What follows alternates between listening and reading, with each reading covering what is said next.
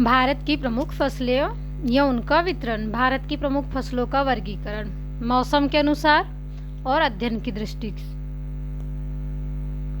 मौसम के अनुसार खरीफ फसलें, रबी की फसलें, जायद फसलें और अध्ययन की दृष्टि से खाद्यान्न फसलें, नगद व व्यापारिक फसलें। अब खरीफ की फसलें क्या होती है? खरीफ की फसलें वे फसलें जो वर्षा ऋतु के आरंभ में अर्थात जून जुलाई में बोई जाती है। यानी खरीफ की फसलों का बुवाई का समय कब होता है? इन्हें जून के आखिरी सप्ताह में और जुलाई के प्रथम सप्ताह में बोया जाता है। यह दशहरे के बाद शरद ऋतु के अंत में अर्थात अक्टूबर नवंबर में काट लिया जाता है। खरीफ की फसलें कहलाती है। यानी जो फसलें जून जुलाई में बोई जाती है और अक्टूबर नवंबर में काट ली जाती हैं, वे होती हैं खरीफ की फसलें। मानसून के आगमन पर बोई जाने वाली प्रमुख फसलें यानी खरीफ की मुख्य फसलें चावल, ज्वार, बाजरा, मक्का, सोयाबीन, गन्ना, कपास, पटसन, तिल्ली, मूंगफली आदि है। यानी जो जून में बोई जाती है और अक्टूबर नवंबर में पककर तैयार हो जाती है। फसलों में कौन कौन सी फसल है?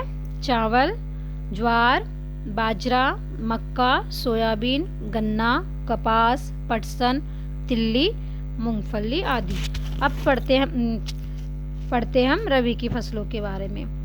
जो फसलें शरद ऋतु के आगमन पर दशहरे के पश्चात अक्टूबर नवंबर में बोई जाती है। यानी जिन फसलों की बुआई अक्टूबर नवंबर में शरद ऋतु में बोई जाती है एवं वसंत ऋतु में अर्थात ग्रीष्म ऋतु में के मार्च के आरंभ या अप्रैल में तैयार हो जाती है, वे फसलें रबी की फसलें कहलाती है।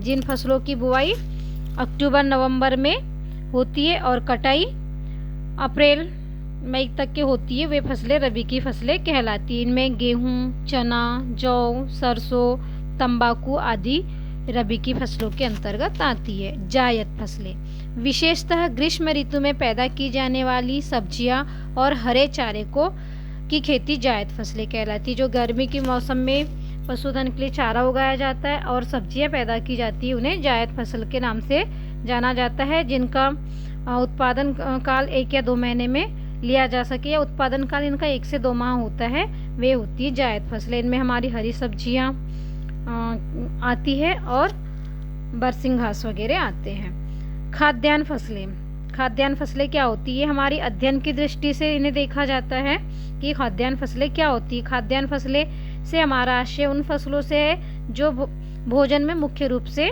प्रयुक्त होते हैं या उपयोग में लाए जाते हैं, जिनसे भोज्य पदार्थ तैयार किए जाते हैं, वे होती है खाद्यान्न फसलें। खाद्यान्न फसलों में अनाज व दालें सम्मिलित होती है, जैसे चावल, गेहूं, ज्वार, मक्का, बाजरा, चना, अरहर, तुअर इत्यादि। नगद व व्यापारिक फसलें से आशय उन फसलों से है जो प्रत्यक्ष रूप से भोजन के लिए उत्पन्न नहीं की जाती। यानी इनका उत्पादन भोजन की सामग्री तैयार करने के लिए या भोजन के लिए नहीं किया जाता है, किंतु इन्हें बेचकर नगद राशि प्राप्त की जाती है। इनसे क्या होता है? इनको बेचकर हम क्या करते हैं? नगद राशि यानी आय अर्जन करते हैं। ये होती है नगद फसलें। इनमें कपास, जूट, चाय, कॉफ़ी, तिलहन, सोयाबीन, गन्ना, तंबाकू, रबर इत्यादि आते हैं। इनका उपयोग खाने के लिए कम और अर्थ अर्जन के लिए ज़्यादा किया जाता है। ये होती है हमारी नगद फसलें। दी गई तालिका में कुछ फसलों के उत्पादन में भारत का स्थान, प्रमुख उत्पादक राज्य दर्शाए गए, जिन्हें हम एक नज़र देख लेते हैं। फसलों के उत्पादन में भारत का 2000 और 2013-14 का ये आंकड़ा दिया हुआ है, अभी का वर्तमान का आंकड़ा नहीं है। इसमें उपज में है गेहूं, ये विश्व में द्वितीय स्थान पे है और भारत में उत्तर प्रदेश प्रथम राज्य है। चावल विश्व में द्वितीय स्थान और भारत में पश्चिम बंगाल का प्रथम स्थान है। यानी चावल पश्चिम बंगाल में भारत में सबसे उगाया जाता है और विश्व में द्वितीय स्थान पर है। ज्वार विश्व में प्रथम स्थान पर है और भारत में राज्य जो है वो है महाराष्ट्र, ज्वार उत्पादन में पहला स्थान लिया हुआ है। मक्का विश्व में 6वां स्थान है हमारा मक्का उत्पादन में और उत्तर प्रदेश का भारत में पहला स्थान है। कपास का विश्व में द्वितीय स्थान है और महाराष्ट्र कपास उत्पादन में अग्रणीय राज्य है। जूट विश्व में प्रथम स्थान पर है और पश्चिम बंगाल भारत में प्रथम स्थान पर है। गन्ना विश्व में द्वितीय स्थान पर है और उत्तर प्रदेश राज्य जो भारत में प्रथम स्थान पर है। चाय विश्व में द्वितीय स्थान पर है और असम राज्य हमारा इसका प्रथम चाय उत्पादक है। सोयाबीन विश्व में 5वां स्थान पर उत्पादन किया जाता है और मध्य प्रदेश सोयाबीन प्रदेश के नाम से भी जाना जाता है क्योंकि मध्य प्रदेश में सबसे ज़्यादा सोयाबीन का उत्पादन होता है। भारत की प्रमुख फसलें या उनका उत्पादक क्षेत्र या वितरण निम्नानुसार है। गेहूं की फसल उत्तर प्रदेश, पंजाब, हरियाणा, मध्य प्रदेश, बिहार, राजस्थान, महाराष्ट्र, पश्चिम बंगाल, उत्तराखंड तथा गुजरात में होता है। अर्थात हम कह सकते हैं कि दक्षिणी भाग को छोड़कर और उत्तरी राज्यों को छोड़कर हम जो जितने भी मैदानी भाग है वहाँ पे गेहूं का उत्पादन लेते हैं। चावल पश्चिम बंगाल, उत्तर प्रदेश, पंजाब, आंध्र प्रदेश, तेलंगाना, छत्तीसगढ़, मध्य प्रदेश, बिहार, तमिलनाडु, उड़ीसा एवं असम में उगाया जाता है। चावल का उत्पादन में पश्चिम बंगाल कहना चाहिए हमारा क्या है, पहले स्थान पे, हमारे राज्य जो है पहले स्थान पर है। उत्तर प्रदेश, पंजाब, आंध्र प्रदेश, तेलंगाना, छत्तीसगढ़ को चावल का कटोरा के नाम से या धान के कटोरे के नाम से जाना जाता है। मध्य प्रदेश, बिहार, तमिलनाडु, उड़ीसा व असम। मध्य प्रदेश का चिन्नौर का चावल जो बहुत ज़्यादा सुगंधित है, विश्व प्रसिद्ध है। बाजरा राजस्थान, महाराष्ट्र, तमिलनाडु, पंजाब, आंध्र प्रदेश, तेलंगाना, उत्तर प्रदेश, गुजरात, हरियाणा, कर्नाटक एवं मध्य प्रदेश। बाजरा का उत्पादन कहाँ कहाँ होता है? राजस्थान में सबसे ज़्यादा होता है। महाराष्ट्र, तमिलनाडु, पंजाब, आंध्र प्रदेश, तेलंगाना, उत्तर प्रदेश, गुजरात, हरियाणा एवं कर्नाटक, मध्य प्रदेश में भी इनका उत्पादन किया जाता है। जौ उत्तर प्रदेश, राजस्थान, बिहार और पंजाब। जौ उत्पन्न करने वाले प्रदेश कौन कौन से हैं? उत्तर प्रदेश, राजस्थान, बिहार एवं पंजाब। चना व दालें मध्य प्रदेश, उत्तर प्रदेश, पश्चिम बंगाल, राजस्थान, महाराष्ट्र, पंजाब व कर्नाटक। मक्का का उत्पादन कर्नाटक, आंध्र प्रदेश, उत्तर प्रदेश, राजस्थान, मध्य प्रदेश, बिहार एवं पंजाब में लिया जाता है। तिलहन राजस्थान में, मध्य प्रदेश, महाराष्ट्र, गुजरात, आंध्र प्रदेश, तेलंगाना, बिहार, उड़ीसा, उत्तर प्रदेश व पश्चिम बंगाल में लिया जाता है। मूंगफली गुजरात, आंध्र प्रदेश, तेलंगाना, तमिलनाडु, कर्नाटक, महाराष्ट्र, मध्य प्रदेश। मूंगफली उत्पादन में भारत का विश्व में प्रथम स्थान है, यानी तिलहन फसल है एक प्रकार से, और विश्व में हमारे भारत का प्रथम स्थान प्राप्त है। सरसों राजस्थान, उत्तर प्रदेश और हरियाणा, पंजाब में भी कहना चाहिए सरसों का उत्पादन लिया जाता है। सोयाबीन मध्य प्रदेश, महाराष्ट्र, राजस्थान, मध्य प्रदेश सोयाबीन प्रदेश के नाम से जाना जाता है। सूरजमुखी कर्नाटक, आंध्र प्रदेश, तेलंगाना, महाराष्ट्र। चाय असम, पश्चिम बंगाल, तमिलनाडु, केरल, त्रिपुरा, हिमाचल प्रदेश व उत्तर प्रदेश। चाय की खेती जहाँ पर अधिक वर्षा और ढालू जमीन होती है वहाँ पे की जाती है। कहवा कर्नाटक, तमिलनाडु व केरल, जहाँ गर्म जलवायु होती है वहाँ पे कहवा का उत्पादन किया जाता है। तंबाकू आंध्र प्रदेश, तेलंगाना, गुजरात, बिहार, उत्तर प्रदेश, महाराष्ट्र, पश्चिम बंगाल, तमिलनाडु व कर्नाटक। गन्ना का उत्पादन जिससे कि शक्कर बनाई जाती है, उत्तर प्रदेश, तमिलनाडु, महाराष्ट्र, कर्नाटक, मध्य प्रदेश, तेलंगाना, हरियाणा, पंजाब, बिहार व गुजरात में किया जाता है। कपास का उत्पादन गुजरात, महाराष्ट्र, आंध्र प्रदेश, तेलंगाना, हरियाणा, मध्य प्रदेश, पंजाब, कर्नाटक, राजस्थान व तमिलनाडु में किया जाता है। जूट और मेस्ता पश्चिम बंगाल, बिहार, असम, आंध्र प्रदेश, तेलंगाना, महाराष्ट्र, मेघालय एवं उड़ीसा। अफीम उत्तर प्रदेश, मध्य प्रदेश, पंजाब, हिमाचल प्रदेश व जम्मू कश्मीर। रबड़ केरल, तमिलनाडु, कर्नाटक, अंडमान व निकोबार द्वीप समूह। भारत के 90% रबड़ केरल में ही पैदा होती है, यानी केरल सबसे बड़ा रबर उत्पादक प्रदेश है। मसाले काली मिर्च केरल तथा तमिलनाडु, लाल मिर्च आंध्र प्रदेश, तेलंगाना, कर्नाटक, तमिलनाडु, महाराष्ट्र व बिहार।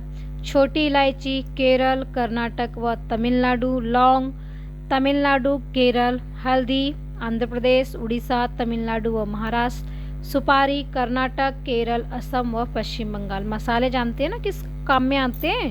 हमारे खाने को स्वादिष्ट बनाने के लिए, हमारे भोजन का स्वाद बढ़ाने के लिए मसालों का उपयोग किया जाता है। काजू केरल, महाराष्ट्र, मध्य प्रदेश, तेलंगाना, गोवा, उड़ीसा। सन आंध्र प्रदेश, तेलंगाना, बिहार, कर्नाटक, महाराष्ट्र, मध्य प्रदेश व उत्तर प्रदेश। रेशम कर्नाटक, कश्मीर, असम, पश्चिम बंगाल। आलू उत्तर प्रदेश, पश्चिम बंगाल, बिहार। भारत की सबसे प्रमुख खाद्य फसल चावल है, यानी उत्तर से दक्षिण, पूर्व से पश्चिम, हम कहीं भी चाय चावल के बिना हमारा भोजन पूर्ण नहीं माना जाता। भारत की दूसरी प्रमुख खाद्य फसल गेहूं है, बिना रोटी के खाना पूर्ण नहीं माना जाता। कुल खाद्यान्न उत्पादन में गेहूं का भाग 12.7% और चावल का भाग 40.5% है। मोटे अनाजों का भाग 30.3% है और दालों का भाग 16.5% है। जो हमारा कुल खाद्यान्न है उसमें जो बांटा गया है कि इन लोगों का कितना कितना प्रतिशत है। गेहूं, चावल है, जो मोटे अनाज हैं और हमारी दालें हैं। तो गेहूं का भाग कितना है 12.7%, चावल का 40.5%, मोटे अनाज इसमें 30.3% और दालें 16.5% है। उन्नत प्रक्षेत्र भ्रमण द्वारा खेती के प्रकारों एवं प्रणाली का ज्ञान। खेती के प्रकार एवं प्रणाली के ज्ञान के लिए विद्यार्थी को निकटस्थ उन्नत प्रक्षेत्र का भ्रमण करवाया जा सकता है। हम देखे होंगे, हम सब तो यानी कहना चाहिए जहाँ जिस चीज़ से जुड़े वहाँ पे खेती पास ही में की जाती है, तो हम लोगों को अपने पास पड़ोस के खेतों का भी भ्रमण करना चाहिए और देखना चाहिए कि हमारे क्षेत्र में, हमारे निकटवर्ती क्षेत्र में किन किन चीज़ों की कृषि की जा रही है। क्या उन कृषि कार्य को पारंपरिक ढंग से किया जा रहा है, क्या उसे आजीविका के लिए माना जा रहा है या आवश्यकता की पूर्ति के लिए। इन सब चीज़ों का हमें पता करना चाहिए। प्राचीन भारतीय कृषि या पारंपरिक कृषि आजीविका प्रधान थी। पहले जो भारत में पुराने समय में जो कृषि की जाती थी वो क्या थी, पारंपरिक थी। क्या थी, पारंपरिक थी, जिसको सिर्फ आजीविका के लिए ही किया जाता था। केवल आवश्यकता की पूर्ति एवं स्थानीय बाजार की मांग को ध्यान में रखकर कृषि का कार्य किया जाता था। चूँकि प्रारंभ में जनसंख्या कम थी एवं कृषि योग्य भूमि अधिक थी, साथ ही साथ विभिन्न गांव एक दूसरे से जुड़े नहीं थे, इसलिए कृषि पर उत्पादन बढ़ने का दबाव नहीं था। यानी पहले क्या था, हम लोगों की मांगे भी कम थी, हमारी आवश्यकता बिल्कुल भी नहीं थी, जिसके लिए यानी बहुत कम थी। तो हमारा जो भी आवश्यकता की पूर्ति, सिर्फ हमें 3 चीज़ मुख्य थे हमारे लिए, रोटी, कपड़ा, मकान। तो इन सब चीज़ों की पूर्ति हमें कृषि कार्य से हो जाती थी। और हम लोग इतने आवागमन के साधन या कहना चाहिए हमारे पास संसाधन नहीं थे जिससे हम कहीं दूर सुदूर घूमें। तो उतनी ज़्यादा हमारी क्या थी, आवश्यकताएं भी नहीं थी, खर्चे भी कम थे। तो जो खेती से हमारे पूरे खर्चे हो जाया करते थे।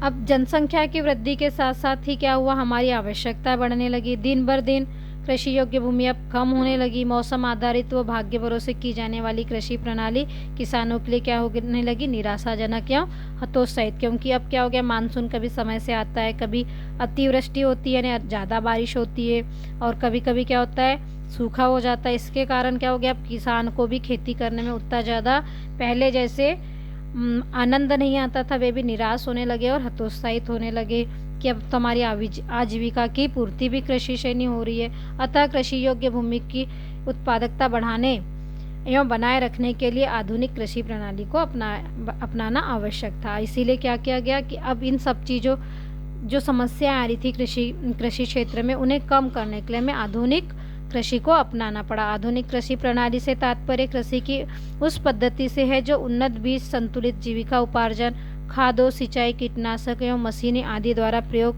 से अधिकतम उत्पादन एवं मुनाफा प्राप्त करने के लिए सोचकर। यानी आधुनिक कृषि का मतलब ये नहीं है कि हम बस दवाओं और कीटनाशकों का यूज़ करें। इसमें जो भी उन्नत किस्म की बीज, संतुलित जीविका उर्वरक यानी जैविक खाद और सिंचाई के साधन, कीटनाशक एवं मशीनों का भी प्रयोग, जिससे कि किसानों को ज़्यादा से ज़्यादा क्या हो सके, लाभ हो सके, उन्हें मुनाफा हो सके और वे कृषि के प्रति हतोत्साहित न होकर उनका और उसके उस तरफ रुझान बढ़े, खेती को और अच्छे तरीके से करे। इसलिए इन आधुनिक तरीकों को अपनाया गया। आधुनिक कृषि में मूलतः रासायनिक तरीके से की जाती है। इसमें कृषि के क्षेत्र में होने वाले समकालीन वैज्ञानिक खोजों एवं अनुसंधानों का समय समय पर समावेश किया जाता रहा है। यह कृषि अब केवल जीविका उपार्जन का साधन नहीं अपितु लाभ कमाने के उद्देश्य से एक अच्छा व्यवसाय भी है।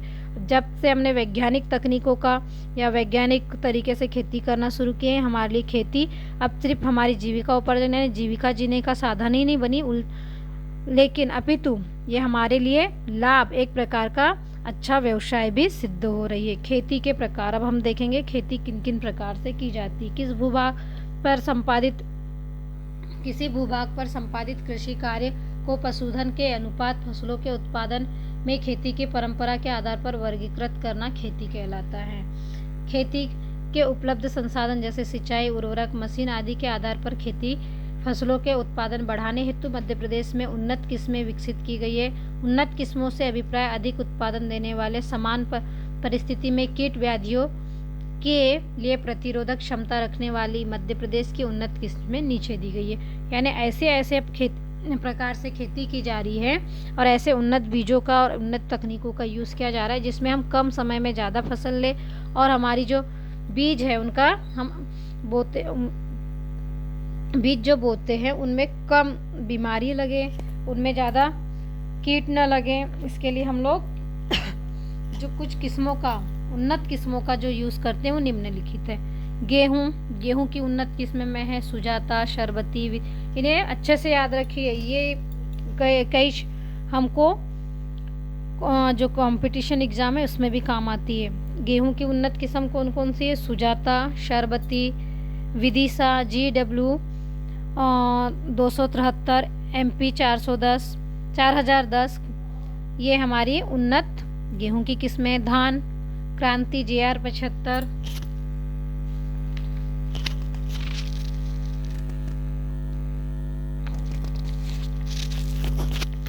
मक्का, ज्वार, मक्का में है जवाहर मक्का 08, जवाहर मक्का 12। चना में है JG 2, JG 74, JG 75। सोयाबीन में Jawahar soybean 90, 91, JS 90, 91, Jawahar soybean 80, 21, JS 80, 21, Jawahar soybean 335, JS 335, JS 95, 60 इत्यादि सम्मिलित है। धन्यवाद। आगे का अध्याय हम नेक्स्ट आने वाली वीडियो में पूरा करेंगे। उम्मीद करती हूँ आज का ये वीडियो आपको पसंद आया होगा, अच्छे से समझ भी आया होगा। इसी के साथ जय हिंद, जय भारत। हो सके तो वीडियो को शेयर करें, लाइक करें। धन्यवाद।